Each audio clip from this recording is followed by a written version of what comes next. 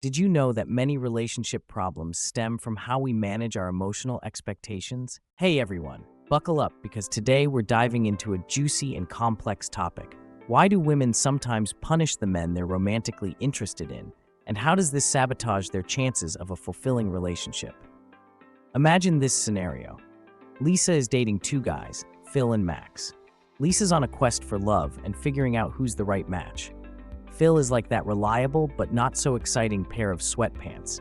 He's nice, charming, and pleasant to hang out with. When he's around, everything's good, but when he's not, Lisa doesn't exactly miss him like she misses her favorite TV show during a hiatus. If Phil takes a while to respond to a text or cancels plans, Lisa's pretty chill about it. She doesn't have high expectations for Phil because, well, she's not that invested in him. Enter Max, the intriguing, charismatic leather jacket of Lisa's romantic life. She finds him irresistible and sees potential for a deep, long-term relationship. Her feelings for Max grow stronger, and so do her expectations.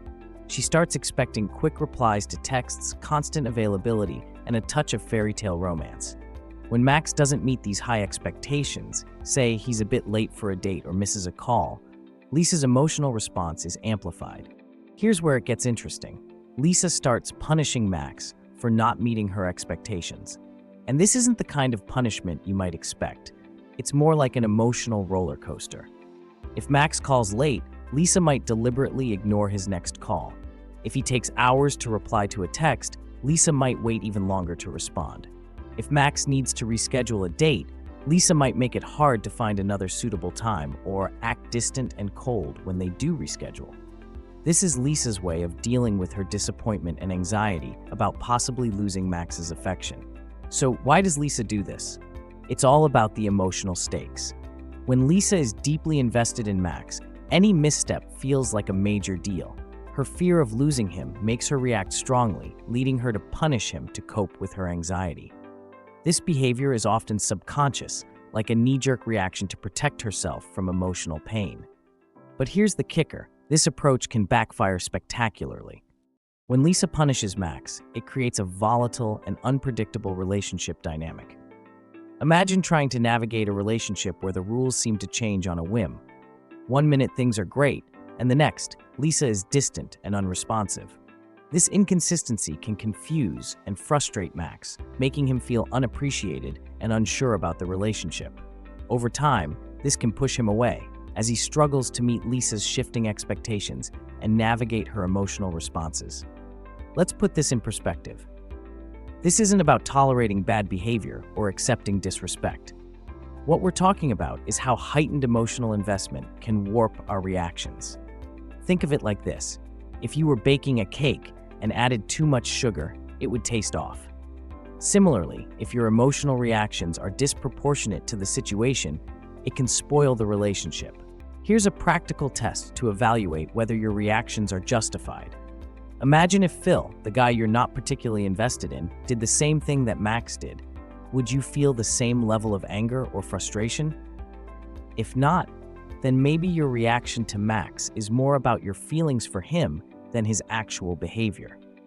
This test helps to clarify whether your expectations and reactions are fair and reasonable, or if they're influenced by your attachment or insecurity.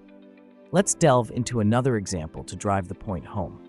Imagine you're at a restaurant and order a steak cooked medium rare.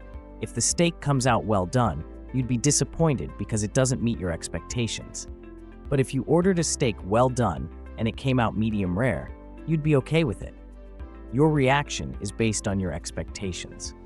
Similarly, in relationships, your emotional reactions should be aligned with the agreed-upon standards and not just influenced by personal feelings. Moreover, let's talk about how to handle these situations better.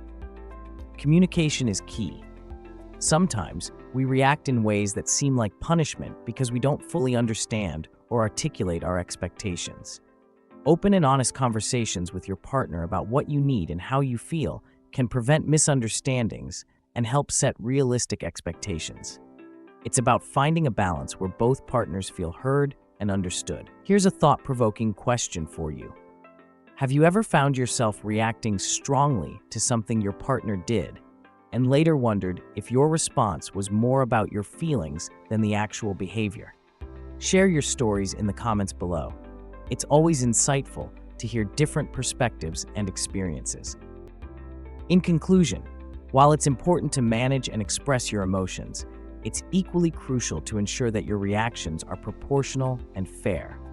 Relationships thrive on mutual respect, clear communication, and realistic expectations. By reflecting on your emotional responses and discussing them openly with your partner, you can build a healthier and more fulfilling relationship. Thanks for tuning in. Remember, a bit of self-reflection and open dialogue can go a long way in making your relationships stronger and more enjoyable. Until next time, keep those expectations balanced and communication flowing.